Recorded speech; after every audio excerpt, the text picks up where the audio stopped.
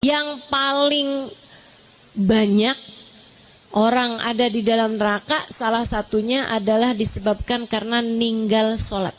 Kata Nabi Muhammad bilang, bila seseorang meninggalkan sholatnya maka ketulis namanya di pintu neraka.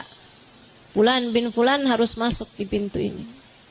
Makanya mesti sering-sering qadha sholat, terutama buat teman-teman mungkin lagi masa remajanya pernah mengalami masa jahiliyah. Dulu tuh saya jarang sholat subuh misalnya gitu. Nah sekarang mesti sering-sering qadha sholat teman-teman. Qadha sholat tuh gimana caranya Ustaz? Ya kayak sholat biasa, cuman niatnya qadhaan. Usolli fardhu subhi qadhaan. Ustazah, masalahnya saya tuh kan ninggalnya sholat subuh doang. Sholat yang lain saya kerjain Ustazah, cuma subuh tuh suka bangunnya kesiangan misalnya. Ya udah sekarang sering-sering qadha subuh. Apakah harus di waktu sholat subuh? Enggak. Di waktu kapan aja, yang penting jangan abis subuh sama abis asar. Abis maghrib boleh, abis duhur boleh, waktu duha boleh, waktu malam boleh, kapan aja boleh. Yang penting jangan abisnya asar atau abis subuh. Karena kata Nabi Muhammad, la salata ba'dal fajr wa la salata ba'dal asar. Enggak ada sholat sunnah atau enggak ada sholat dikerjain di waktu habisnya subuh sama habisnya asar. Gitu ya.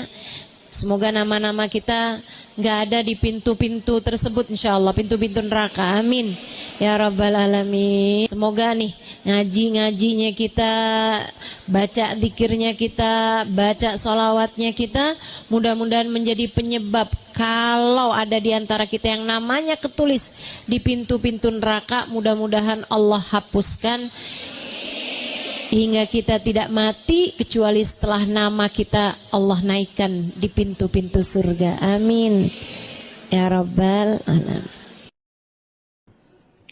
Alhamdulillah, ibu-ibu sekalian saya muliakan, hadiah indah di mana Allah mengizinkan kepada kita untuk menghadapnya.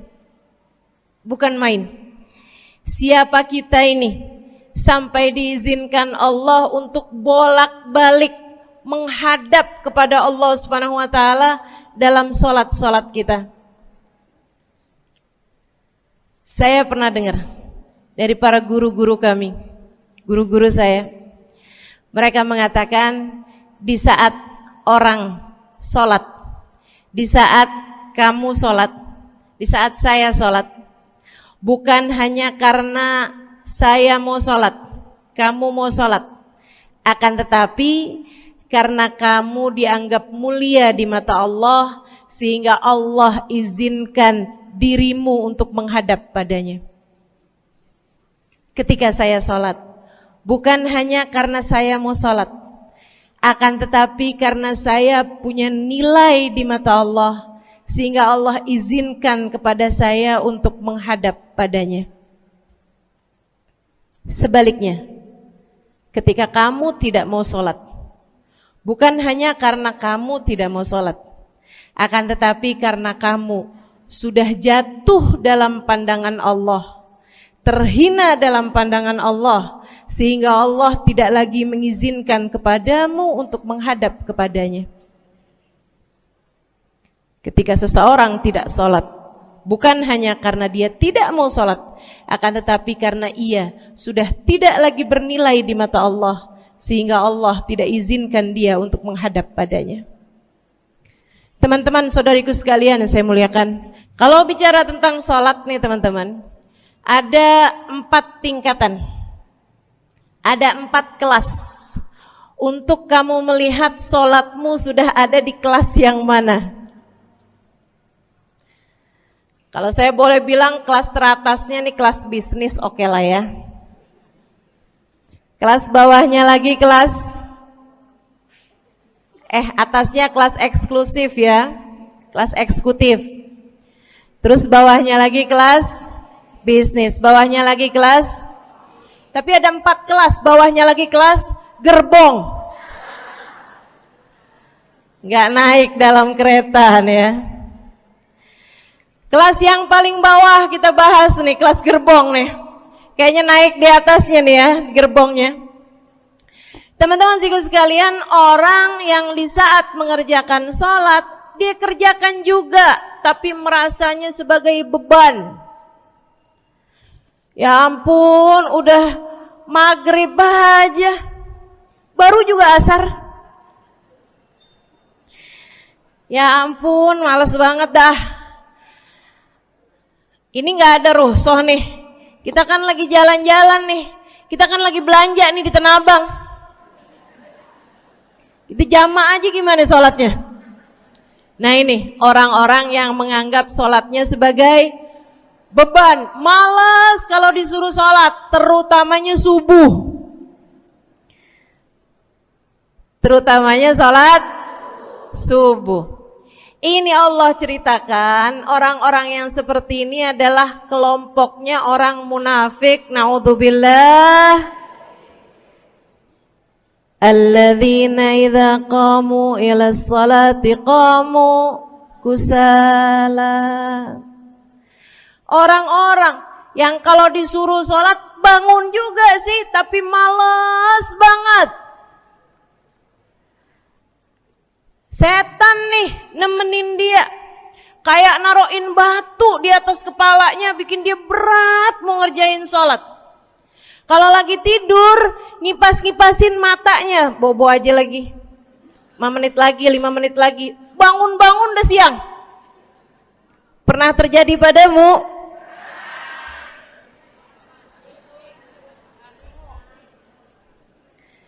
Jemur kunut. Bu, yang dijemur tuh jemuran aja, cucian aja. Jangan sampai jemur kunut. Kunutnya dijemur ya. Ketika ada seseorang yang disampaikan kepada Nabi Muhammad bahwasanya orang itu tidak bangun kecuali sesudah azan subuh, artinya enggak tahajud. Artinya enggak bangun di sepertiga malam terakhir, bangunnya sesudah azan subuh. Nabi mengatakan padanya tentang orang itu. Nabi bilang pada para sahabatnya, inna syaitan bala fi udhunih. Itu adalah orang yang telinganya dikencingin sama setan. Pada pernah dikencingin setan? Kalau bangunnya habis adzan tuh dikencingin setan. Kalau bangunnya udah terbit matahari dikencingin siapa kira-kira? Insyaallah. Teman-teman saudariku sekalian yang saya muliakan, alladzina idza qamu ila sholati qamu kusala. Malas bener kalau diajakin sholat, sampai sebagian sholat-sholatnya dikerjakan keluar dari waktunya.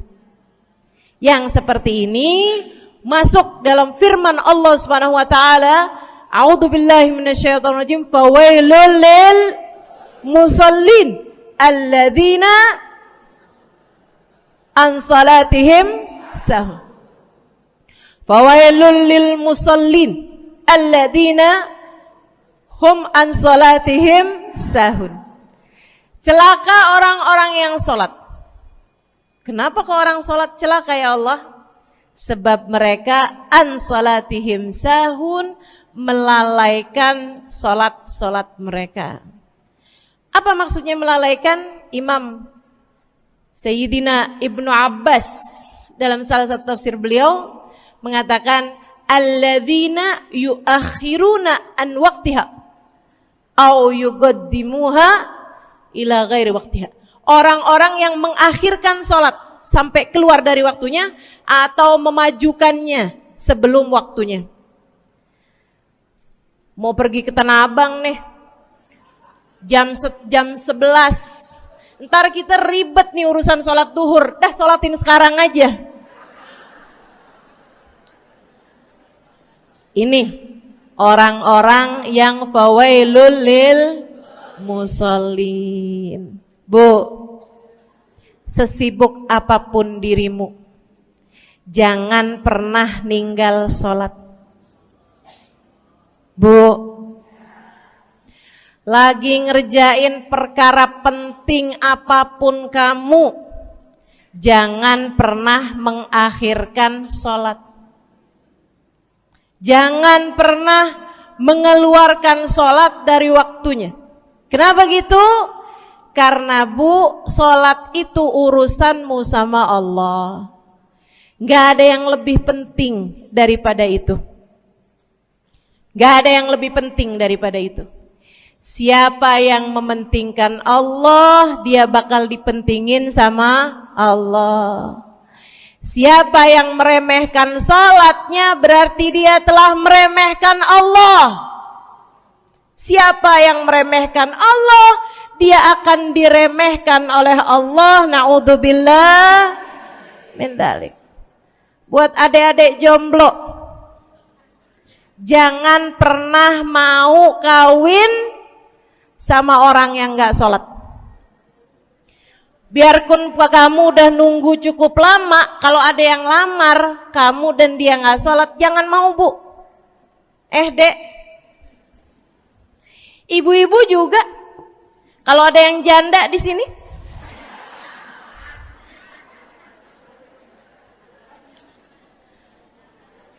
terus ada yang lamar kamu, walaupun di garasinya ada kijang,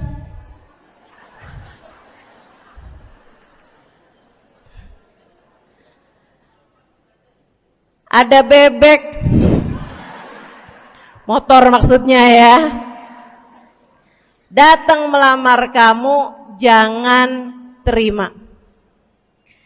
Orang yang gak sholat, kamu jangan mau jadi istrinya. Kenapa? Saya kasih tahu ya, Allah aja dia tinggalin, apalagi kamu.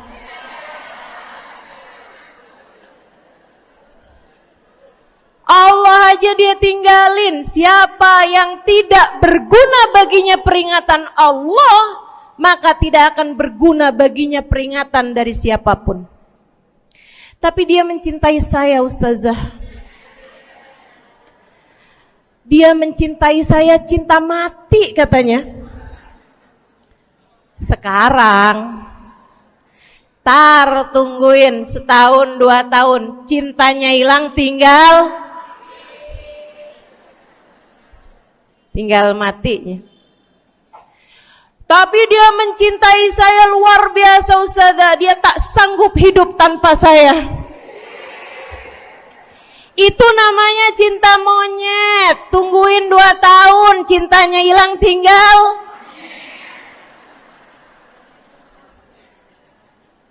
Jangan temenan sama orang gak sholat. Dia telah jatuh di mata Allah. Maka kita pun belajar buat jadi orang-orang yang terus mendaki, terus meraih rahmatnya Allah, terus belajar buat jadi salah satu orang yang dipandang dengan rahmat oleh Allah Subhanahu wa taala. Salah satunya dengan cara kita memuliakan sholat. Kita menjaga sholat. Jagain sholatnya. Jangan masuk kelompok orang yang tadi itu sholatnya menjadi beban. Ini kelompok paling bawah nih. Naik ke kelas ekonomi. Tadi begitu ya? Kelas ekonomi, orang-orang yang sholatnya menjadi sebuah kewajiban. Dia kerjain, dia tahu itu wajib, dia gak akan tinggalin. Tapi sama halnya dengan kewajiban-kewajiban yang lain. Kita nih, kalau mikirnya kewajiban, Bu, kalau gak diwajibin lagi seneng. Betul gak? Masih ada kayak beratnya gitu ngerjain sholat. Orang yang sholatnya dianggap sebagai kewajiban. Kayak anak-anak sekolah tuh, wajib pakai seragam, wajib ngerjain PR. Kalau 1 hari, besok enggak wajib pakai seragam. Ada enggak ya pakai seragam? Enggak ada. Enggak ada. Enggak ada yang besoknya dipakai seragam. Terus tanyain, kenapa kamu tetap pakai seragam? Abisnya saya suka sama seragamnya. Enggak ada. Karena mereka menganggap pakai seragamnya adalah kewajiban. Sekolahnya sebagai kewajiban. Jadi giliran besok libur anak-anak, hore gitu. Ada orang-orang yang sholatnya dianggap sebagai kewajiban. Nggak ada yang nambah kalau kewajiban tuh. Sholat sunnah boro-boro. Sholat wajib aja kalau bisa dibikin sesingkat mungkin akan dilaksanakan dengan cara yang sesingkat-singkatnya.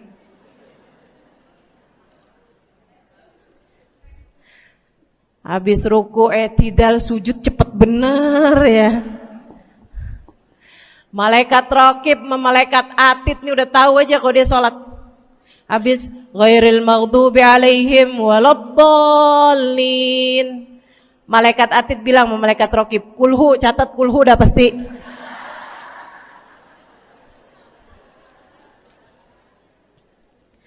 Kulhu aja gak kelar-kelar. Teman-teman saudariku sekalian yang saya muliakan, sholatnya dianggap sebagai sebuah kewajiban. Nggak nambah dengan sunnah, namanya wajib. Kita naik lagi insya Allah. Sholatnya kita naikkan. Dari yang kewajiban, kita naik menjadi kelas bisnis. Sholatnya sebagai sebuah kebutuhan. Mudah-mudahan nih, ibu-ibu, teman-teman semuanya yang sedang menyimak kajian pada hari ini, saya doakan, karena saya berharap saya pun juga didoakan, agar menjadi salah satu orang yang sudah berada dalam tingkatan ini. Sholat kita tahu adalah kebutuhan kita. Sama kayak kebutuhan makan, Bu. Ibu kenyang nggak kalau makan nasi doang 2 piring? Kenyang. Siapa yang bilang nggak kenyang? Kalau kamu makan nasi doang sepiring, kenyang apa nggak kenyang? Kenyang. Akan tetapi pasti ibu-ibu mau nambah dah. Nambah apaan? Lauk. Nambah lauknya. Ada ikan asin, ada sayur asem. Langsung pada lapar nih. Ada sambal. Masya Allah, ada tempe goreng. Udah ibu ya, tetangga lewat kagak nyadar. Masya Allah. Teman-teman saya sekalian, kita nambah, bahkan udah kenyang pun kita masih cari lagi tambahan. Makanan apa nih yang bisa kita makan? Karena kita tahu makan adalah sebuah kebutuhan kita. Kita perlu sama makan. Kita butuh sama makan. Maka demikian pula dengan orang-orang yang sholatnya sudah dia tahu adalah sebagai sebuah kebutuhan. Cukup sih duhur 4 rakaat, dia nambah. Ada qobliyahnya, ada ba'diyahnya. Jam-jam 9 pagi nggak ada sholat wajib sih, tapi pengen ngemil, ya Bu ya, dengan cara kerjain sholat duha. Malam-malam abisnya isya, ampun mau tidur, ingat katanya Nabi, pesannya kepada Sayyidina Abu Hurairah, wasani habibi, kata Abu Hurairah, an utir qabla an anam. Kekasih saya Nabi besar Muhammad, kata Abu Hurairah, kasih pesan pada saya untuk jangan tidur sebelum sholat witir. Jadi habis kelar sholat isya langsung sambung sama witirnya. Dia tahu sholatnya adalah sebagai sebuah kebutuhan. Kebutuhan. Saya butuh untuk sholat karena saya butuh kepada Allah. Saya perlu sholat karena saya perlu kepada Allah. Saya perlu sholat Karena saya tahu urusan saya sebesar apapun saya rasakan adalah kecil dalam pandangan Allah.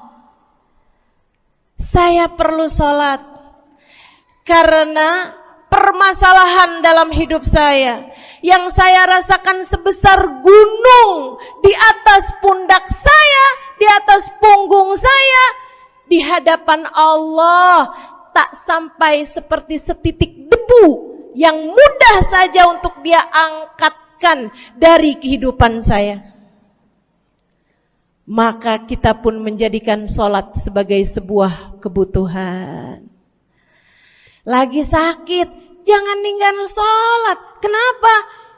Kamu menghadap kepada yang punya kesehatan. Lagi banyak utang, jangan ninggal sholat. Sama, jangan utang lagi. Karena kamu menghadap kepada pemilik segala kekuasaan, pemilik dunia dan akhirat, pemilik semua uang di atas muka bumi ini adalah Allah. Makanya Habib Ali Habsyi, penulis kitab Maulid Simtud Durar, yang tadi ibu-ibu baca maulidnya, beliau pernah bilang, ada dalam salah satu diwan beliau, diwan tuh syair-syair beliau itu ya. Ali idza kad marid syafahu fi'lus shalah la'alla syirrus sifa fi wad'i tilkal jibah. Kata beliau, Ali nih kalau lagi sakit, nih Habib Ali ya, beliau tuh padahal punya amal ibadah sangat banyak, tapi Habib Ali bilang, Ali idza qad marid syafahu fi'lus shalah. Ali nih kalau lagi sakit, sembuhnya sama sholat. Sembuhnya sama sholat. La'alla sirrus sifa.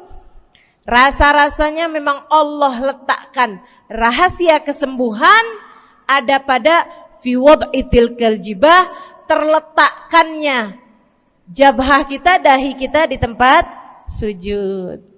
Di sana semua permasalahan dalam hidupmu menjadi ringan.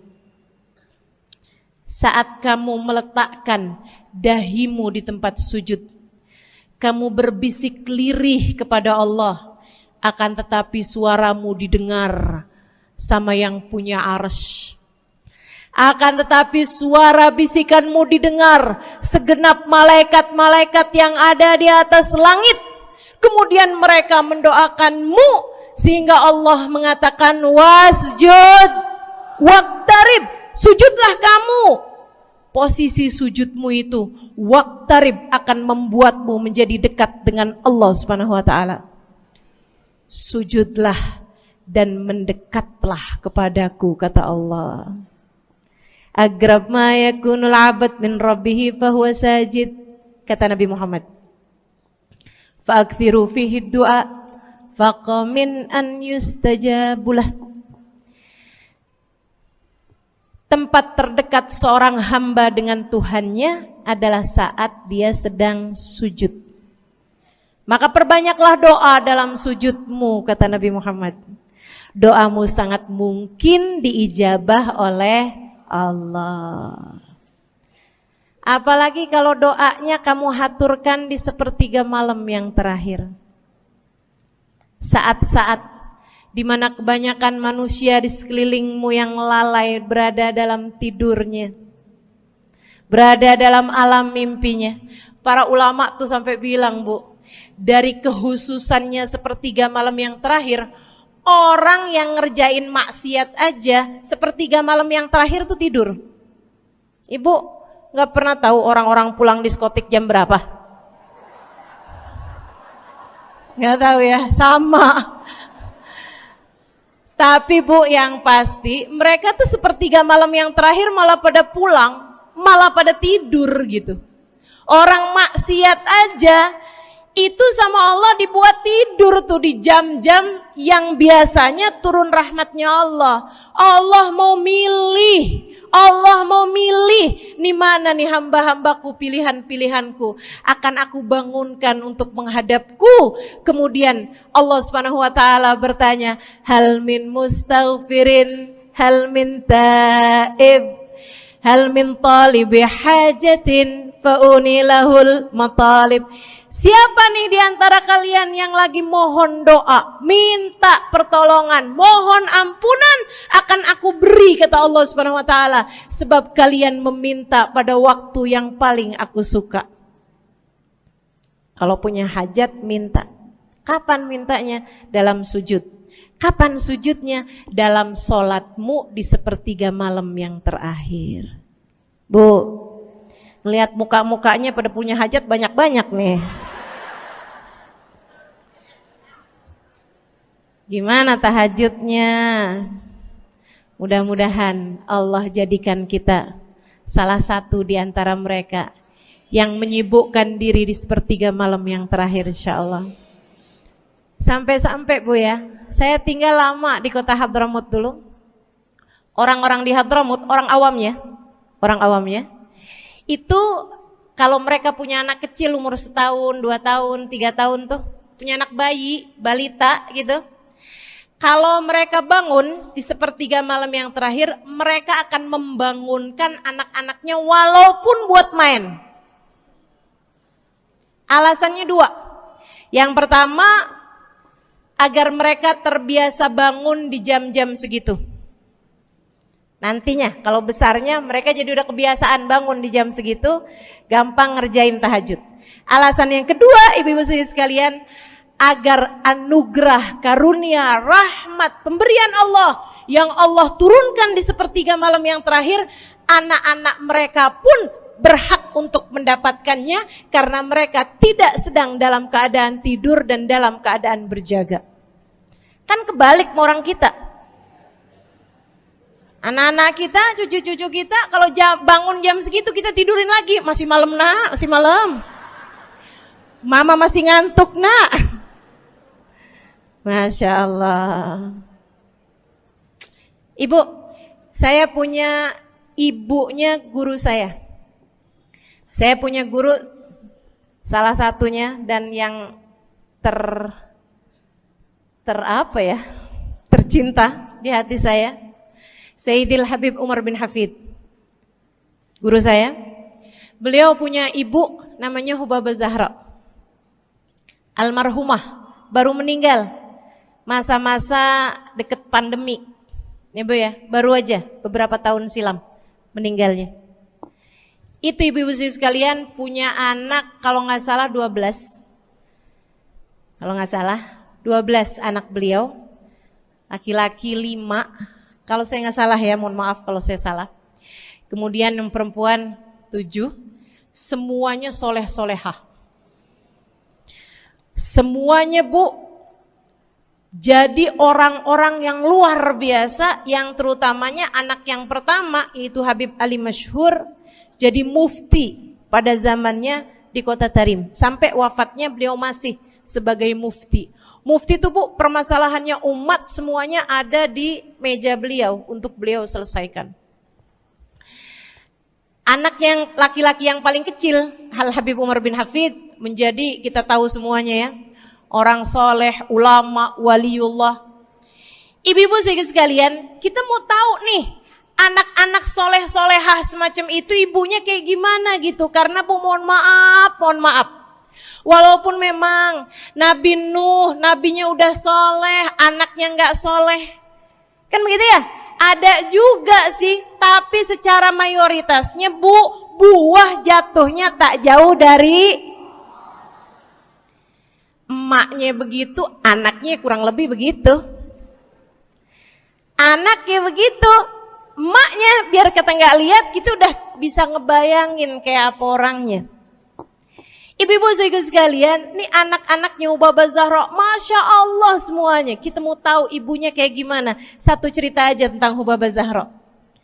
Ibu-ibu sekalian, anaknya cerita, Hubabah Zahra, Umi, anak perempuannya, Dia bilang seumur hidupnya nggak pernah ninggal tahajud. Bu, dari awal balik sampai meninggal tidak pernah meninggalkan tahajud. Jauh banget ya? Sama siapa? Tahajud semalam, seminggu libur. Kelakuan siapa itu? Hubabah Zahra gak pernah ninggal tahajud kecuali satu malam. Satu malam itu beliau tuh lagi ada hajat besar, maksudnya lagi kayak ada acara pernikahan, kemudian beliau juga kelelahan, kecapean, baru tidurnya juga jam-jam 2, jam-jam mau jelang pagi Bu ya.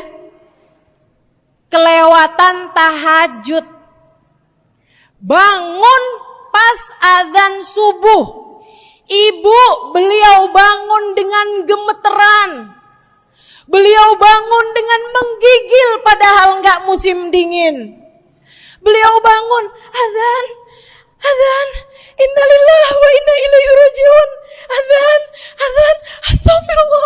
astagfirullah, ya Allah, astagfirullah, azan, ya Allah, ampuni Zahra ya Allah, ampuni Zahra ya Allah.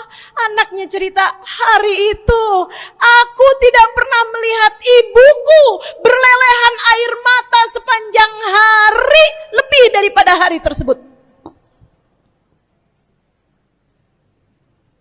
Hari itu kami melihat ada seorang perempuan berlelehan air mata beristighfar memohon ampun kepada Allah karena satu malam dalam hidupnya beliau meninggalkan tahajudnya, teman-teman. Masya Allah, Masya Allah. Tiap kali makan ingat gitu, ya ampun tadi malam gak tahajud, samihni ya Rab, sampai gak enak makan. Insyaallah, insyaallah. Mudah-mudahan Allah jadikan keagungan sholat ada dalam hati kita. Sholat kita jadi kebutuhan. Insya naik tingkat eksekutif, teman-teman. Tadi saya ulangin lagi dah, karena ibu-ibu kan suka rada lupaan. Kelas yang paling bawah, kelas apa tadi? Gerbong.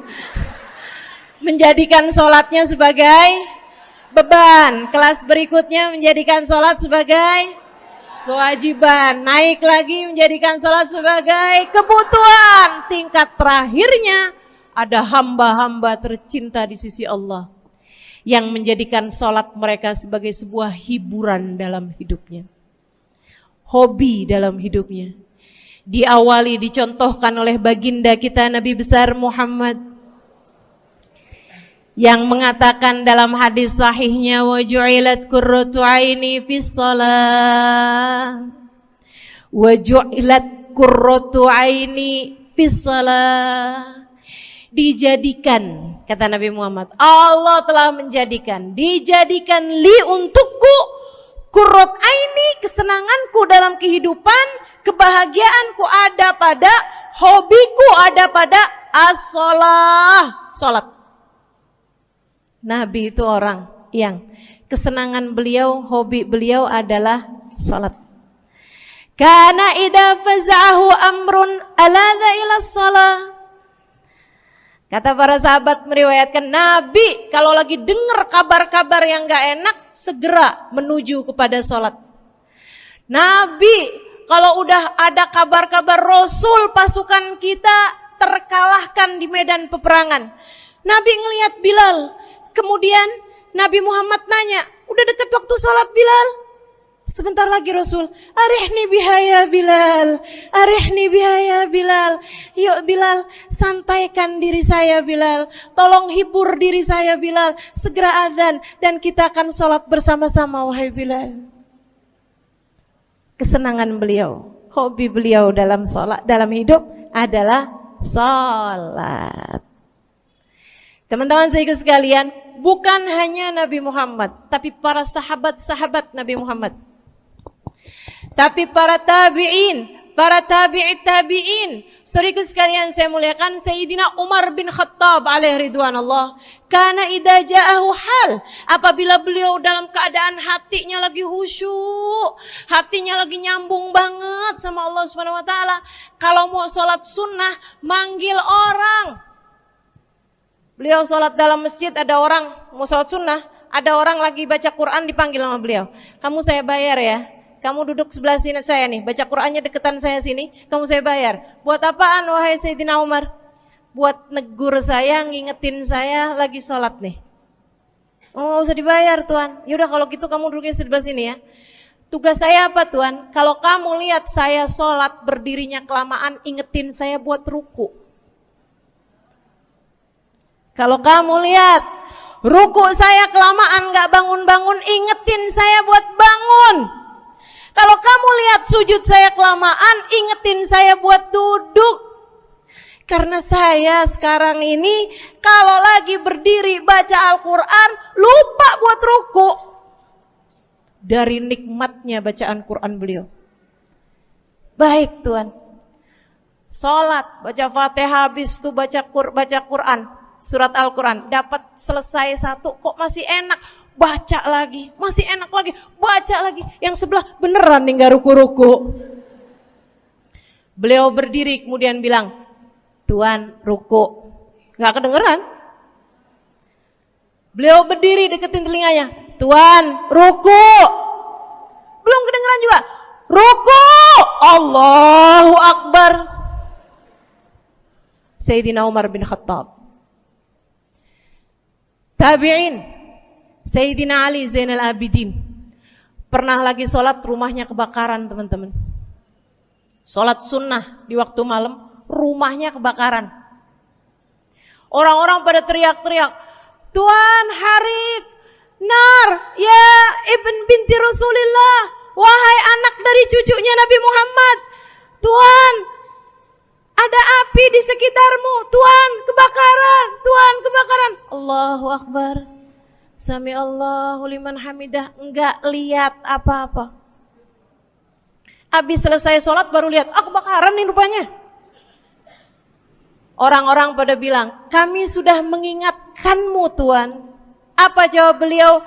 Al-hadni an-narul kubro. Di depan saya ada api yang jauh lebih besar, api neraka. Saya enggak lihat api sekecil ini. Masya Allah. Saudaraku sekalian yang saya muliakan, para ulama Allah Subhanahu wa taala. Terakhir saya mau ceritakan Sayyidil Habib Abu Bakar As-Sakran, penulis Wirid Sakran. Kalau teman-teman pernah tahu, beliau saudaraku sekalian saya muliakan dapat julukan As-Sakran, orang yang mabuk. Karena mabuk kepada Allah Subhanahu wa taala. Beliau pernah satu waktu kena penyakit di punggungnya. Beliau kemudian tanya sama dokter, kata dokter, wah ini nih penyakit mesti diangkat, mesti dioperasi. Ya udahlah, operasiin saya.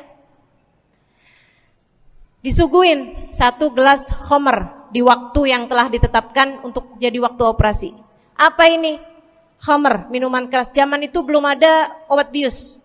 Dia bilang ini buat apa? Khamr ini Tuan, minuman keras ya, agar engkau nggak sadar. Jadi enak gitu kita ngoperasinya. Dia bilang saya mau dengan kesehatan saya kepengen ngerjain taat kepada Allah, saya nggak mau. Saya dapetin kesehatan saya dengan cara mengerjakan yang diharamkan Allah, yaitu minuman keras. Saya nggak perlu ini. Waduh kalau gitu nggak bisa dioperasi Tuan. Kenapa soalnya? Ya nanti kan kesakitan, nanti susah operasinya gitu. Oh gampang. Kalau kalian pengen bikin saya nggak sadar, nggak perlu minuman keras. Terus gimana? Operasikan kalau saya sedang sholat. Maka mulailah dokter-dokter udah pada siap. Beliau lagi sholat sunnah ya Bu ya. Allahu Akbar gitu. Mulai dokter buka baju belakangnya. Mulai Bu digunting kulitnya, digergaji tulangnya. Beliau Bu mukanya meringis saja enggak. Beliau ruku, dokternya ikutan nungging. Beliau sujud, dokternya ikutan menunduk juga. Beliau sholat nikmat banget. Sampai beliau selesai dari sholat, beliau nanya sama dokter-dokternya, kenapa nggak nurut tadi tuh waktu saya sholat mestinya operasi. Kata dokter, udah selesai Bib dari tadi. Masya Allah. Radhiyallahu ta'ala anhum wardahum. Ini bukan kelas-kelas kita. Saya cuma ceritain aja sama ibu-ibu. Bukan berarti ibu-ibu nanti pas waktu sakit bilang sama dokter-dokter nggak usah dibius. Beda hati Bu, beda hati. Ibu ya, beda iman, beda semuanya kita sama mereka. Yang pasti, makanya saya kan yang ini nggak doa nih. Pas yang kebutuhan tuh baru saya doa. Kenapa? Karena kayaknya tingkatan kita dah Bu ya. Mentok dah di sampai kebutuhan itu dah. Insyaallah, mudah-mudahan Allah jadikan kita orang yang menjaga salat insyaallah. Rabbi ij'alni muqimas shalah wa min dzurriyyati amin. Rabbi ij'alni muqimas shalah wa min dzurriyyati amin. Rabbi ij'alna muqimis shalah wa min dzurriyyatina rabbana wa taqabbal du'a. Ala hadhihi niyyah bi kunniyah salihah ila hadratin nabi al-fatihah. Syaitanir rajim. Bismillahirrahmanirrahim. Alhamdulillahirabbil alamin. Ar-Rahmanir-Rahim Maliki Yaumiddin. Iyyaka na'budu wa iyyaka nasta'in. Ihdinas siratal mustaqim, siratal ladzina an'amta 'alaihim, ghairil maghdubi 'alaihim waladdallin. Amin. Taqabbalallah minna wa minkum, taqabbal ya karim. Sama-sama kita hormati, kita sayangi segenap keluarga besar dari Majelis Ta'lim Raudhatul Aliyah di bawah pimpinan Ibu Ayu Komaladewi. Kita doakan semoga beliau beserta segenap keluarganya senantiasa dalam limpahan rahmat ridha Allah Subhanahu wa taala. Juga kita doakan Ustazah Nabilah Al-Haddad sebagai pengasuh di majelis ta'lim ini, sebagai pimpinan di majelis ta'lim ini, Bu Ayu dan Ustazah Nabilah sekeluarga semuanya insyaallah senantiasa dalam pandangan kasih sayang Allah SWT. Panjangkan umurnya, disehatkan badannya, dimudahkan urusannya, kabulkan hajatnya, semakin dicinta Allah SWT dan Rasulnya. Para ustadzah, para hubabah, para syarifah, para pimpinan pondok pesantren, para pimpinan majelis ta'lim, yang mudah-mudahan semuanya dalam limpahan rahmat ridha Allah SWT, serta tentu saja semua yang hadir di majelis ini, baik ibu-ibu, kakak-kakak, adik-adik, anak-anak, yang mudah-mudahan semuanya dirahmati Allah, disayang Allah, dibahagiakan Allah, diistiqomahkan jalannya menuju ridha Allah Subhanahu wa taala insyaallah, diistiqomahkan jalannya menuju surga Allah Subhanahu wa ta'ala. Amin ya rabbal alamin. Qul amantu billah thumma istaqim. Kata Nabi Muhammad sallallahu alaihi wasallam kepada seorang pemuda yang meminta nasihat,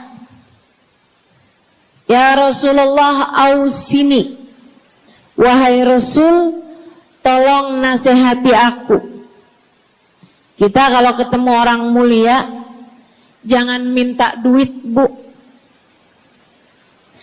Kita kalau datang ketemu sama orang-orang yang kita tahu doanya mustajab, sangat soleh, hidupnya baik, apalagi jika dia adalah kekasih-kekasih Allah Subhanahu wa taala. Kamu kalau berjumpa dengan ulama, jangan minta sesuatu yang duniawi. Tirulah para sahabat ketika berjumpa dengan Nabi Muhammad. biasanya mereka meminta satu dari dua hal. Yang pertama, mereka minta doa. Ida'ili ya Rasulullah, doakan aku wahai Rasul. Ibu juga gitu. Kalau ketemu sama ulama, ketemu orang soleh, ketemu kiai, ketemu habib yang kita tahu doanya mustajab, bertemu Hubabah, mintalah doa. Tapi jangan hanya sekedar urusan doa duniawi, Bu. Doa duniawi itu yang gimana Ustazah? Doa yang kalau diijabah nggak akan manfaat begitu kamu masuk dalam alam kubur. Itu namanya doa duniawi. Ustazah, doakan saya biar saya cepat kebeli rumah. Bu, kalau mati rumahnya dibawa gak? Ustazah, doakan saya kepengen beli HP baru. Dibawa gak HP-nya? Enggak. Itu namanya doa duniawi. Ustazah, doakan biar suami saya tambah cinta.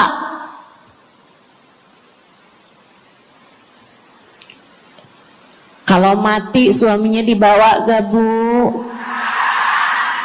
Walaupun kamu mau, dia gak bakalan mau, Bu.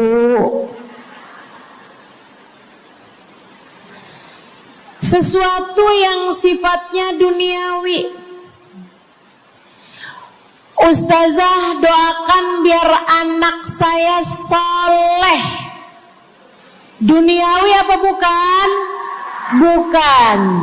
Sebab kesolehan anak akan jadi tambahan bekal bagimu ketika kamu masuk dalam alam kubur. Jadi nggak boleh nih Ustazah doa urusan duniawi atau minta didoakan urusan-urusan duniawi.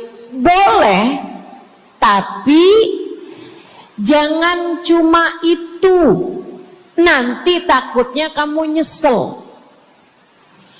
Kalau selama di dunia kamu doanya hanya untuk urusan dunia, takutnya begitu masuk dalam kuburan sudah tidak ada lagi doa yang akan Allah ijabah untukmu ketika kamu ada dalam alam kubur nanti.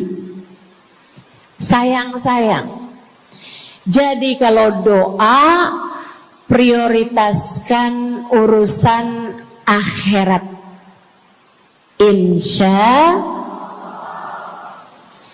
saya berasa banget jadi orang yang sering dimintain doa sekaligus juga sering minta doa. Saya kalau ketemu orang soleh, ketemu habaib, ketemu hubabah, saya akan minta doa, nggak pernah minta duit saya.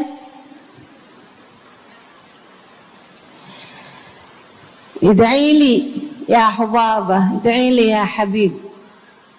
Serius sekalian, sebagai orang yang sering juga dimintain doa, Ustazah doakan saya. Banyak tuh.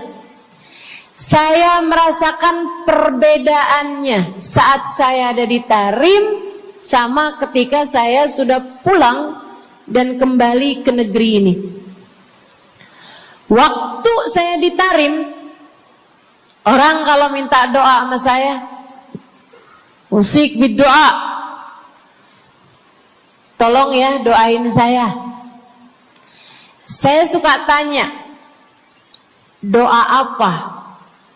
Selalu aja, hampir semuanya mengatakan hal yang sama. id'ili bihusnil khatimah. Doakan saya biar husnul khatimah. Begitu nyampe ke Indonesia, kalau ada orang bilang, Ustazah doain saya, biasanya lanjut tuh, doanya minta apa langsung dibilang, gak pakai tanya. Ustazah doain saya biar utang cepat lunas. Ustazah doain saya biar cepat dapat jodoh. Ustazah doain saya biar jadi orang kaya. Ustazah doain saya biar suami nggak mendua. Ya Allah, ternyata kebanyakan orang kita kalau minta doa seringnya urusan duniawi. Bukan berarti nggak boleh, boleh aja sih. Cuman takutnya begitu kamu mati nyesel kalau semua doamu selama ini adalah sesuatu yang tidak ikut kamu bawa ketika kamu mati. Kalau kita lihat para sahabat ketika mereka berjumpa dengan Nabi Muhammad, selalu saja banyak di antara mereka yang minta doa. Nabi pernah tanya, doanya apa? Macem-macem jawaban para sahabat. Ada yang begini, Harithah menjawab, id'ili an yarzuqani Allah asyhada fi sabilih. Rasul, doakan saya biar saya dikaruniai mati syahid di jalan Allah. Ada lagi yang lain doanya, ya Rasulullah, id'ili an yarzuqani Allah murafaqatan bika ya Rasulullah. Doakan biar saya nanti di masa sesudah kematian saya, di masa akhirat nanti bisa mendampingimu wahai Rasulullah, bisa berjumpa denganmu wahai Rasul, bisa ada dalam rombonganmu wahai Rasulullah. Doa-doa yang sangat ukhrawi, doa-doa yang sangat akhirat, karena mereka sudah faham tujuan hidup sesungguhnya adalah mencari ridha Allah Subhanahu wa ta'ala. Tujuan hidup sesungguhnya adalah bergerak menuju surga Allah Subhanahu wa ta'ala. Tujuan hidup sesungguhnya adalah berpulang kepada Allah dalam keadaan Allah ridha kepada kita. Sahabat tuh minta didoakan, sama yang kedua minta nasihat. Kita juga nyontoh, kalau ketemu orang soleh, kalau ketemu ulama, kalau ketemu habaib, ketemu kiai, ketemu bunyai, ketemu khubabah, ketemu ustadzah, ketemu ustadz, minta nasihat. Selain daripada minta doa, mintalah nasihat. Hal ini dicontohkan oleh para sahabat kepada Nabi Muhammad. Datang seorang pemuda berjumpa Nabi Muhammad sallallahu alaihi wasallam. Kemudian bertanya, ya Rasulullah, ausini, wahai Rasulullah, berikanlah nasihat kepadaku ini. Nabi Muhammad tersenyum, senang, bangga, karena mengerti bahwa umatnya faham apa yang harus diminta dari nabinya. Nabi berkata kepadanya, "Qul amantu billah tsumma istaqim." Kata Nabi Muhammad, ucapkanlah, aku beriman kepada Allah, kemudian istiqomahlah kamu di jalan Allah. Nasihat Nabi Muhammad buat pemuda tersebut. Nasihat Nabi Muhammad buat pemuda-pemuda umatnya sepanjang zaman. Nasihat Nabi Muhammad buat umatnya, baik yang muda maupun yang tua, baik laki-laki maupun perempuan, baik yang pintar maupun yang kurang pintar. Semua umatnya dinasehati sama Nabi Muhammad. Karenanya akan saya sampaikan hal ini kepadamu hari ini. Quli, ucapkanlah, amantu billah, aku beriman kepada Allah. Tsumma istaqimi, kemudian istiqomahlah kamu, wahai saudariku, di jalan Allah. Katakanlah, aku beriman kepada Allah, kemudian istiqomahlah. Istiqomahlah. Nasihat yang sangat indah dari baginda kita Nabi besar Muhammad, yang Allah karuniakan kepadanya jawami'al kalim, dapat selalu berbicara dengan kata-kata yang ringkas tapi padat. Nabi itu ucapannya ringkas tapi padat. Nggak kayak saya, Bu, udahlah panjang dan ya, mudah-mudahan Allah jadikan ucapan-ucapan kita jadi kalimat-kalimat yang akan membawa kita menuju surga. Jadi ucapan-ucapan yang akan bawa kita menuju ridha Allah SWT. Ibu-ibu, kita sama-sama belajar, biar kalau ngomong itu enggak panjang-panjang, akan tetapi bermutu, berkualitas. Terutama Bu, ibu kalau ngomong sama anak-anak ibu, kadang-kadang panjang bener.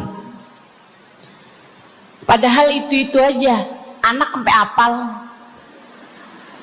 Iya mah, katanya gitu. Betul begitu? Nabi kalau ngomong pendek aja tapi penuh makna. Nabi kalau bicara seringkali nggak panjang-panjang tapi sangat berarti.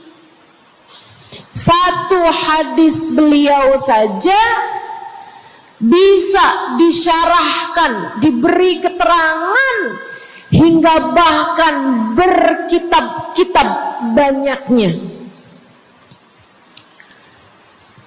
Ibu-ibu sekalian, Salah satu dari ucapan ringkasnya Nabi Muhammad, amantu billah, kata Nabi, qul amantu billah tsumma istaqim, ucapkanlah aku beriman kepada Allah, kemudian istiqomahlah di jalan Allah. Apa itu istiqomah? Lurus, jangan belok-belok. Lurus, jalan terus. Jalannya adalah jalan yang lurus. Itu yang selalu kita minta dalam tiap rakaat sholat kita. Kita berdoa kepada Allah, ihdinas siratal, ya Allah, tempuhkanlah untuk hidup kami ini jalan-Mu yang lurus. Sama kayak kamu lagi bilang, ya Allah, karuniakanlah dalam kehidupan kami keistiqomahan di jalan-Mu ya Allah. Kamu selalu minta istiqomah 17 kali sekurangnya tiap hari. Betapa sangat pentingnya istiqomah ini, saudaraku sekalian. Berada dalam jalan yang lurus. Saya mau bahas jalan lurus yang dimaksud ini apa aja. 1, kamu harus lurus imannya. Amantu billah, aku beriman kepada Allah.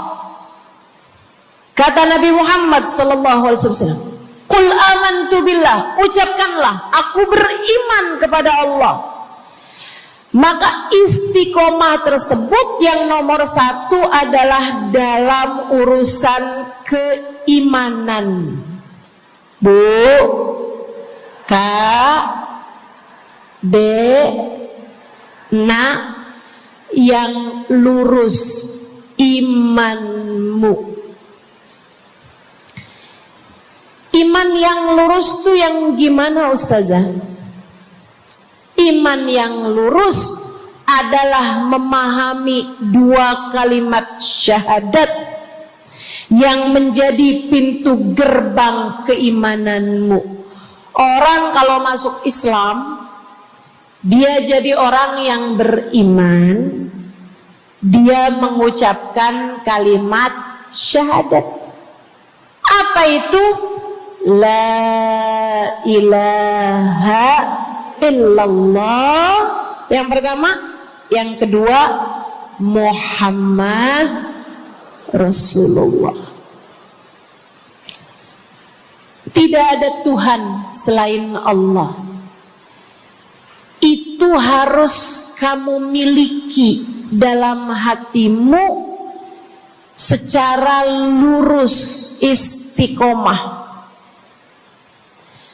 Enggak ada Tuhan selain Allah. Jangan hari ini Tuhannya Allah, besoknya Tuhannya duit. Apapun aja yang disuruh sama duit, yang ada duitnya, yang haram-haram pun diterjang. Lah kenapa begitu?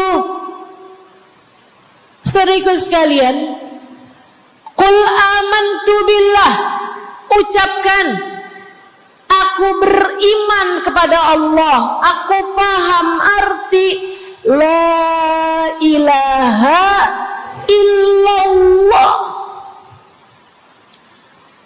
Tidak ada Tuhan selain Allah.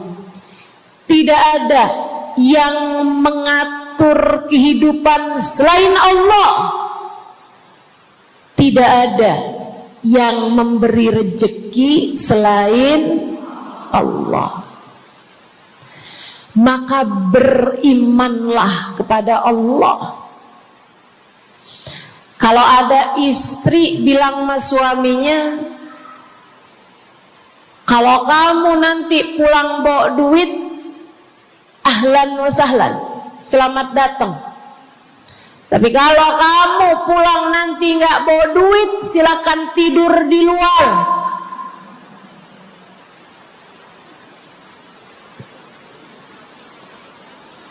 Kamu sepertinya kurang beriman. Kamu lupa bahwa pemberi rezeki bukan suamimu, melainkan